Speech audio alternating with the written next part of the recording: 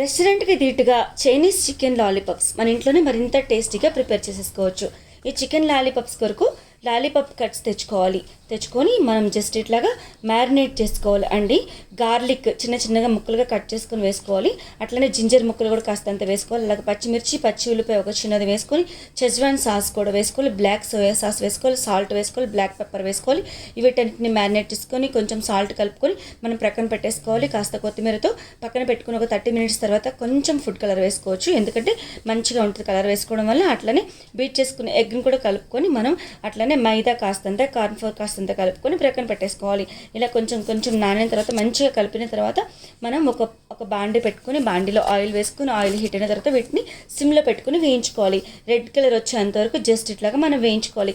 క్రంచీగా క్రిస్పీగా వేగేంత వరకు వేయించుకోవాలి. మనం లాగించేద్దామండి. రెస్టారెంట్ ధీటుగా ఉంటుంది, చాలా బాగుంటుంది. Thanks for watching. Please like, share and subscribe.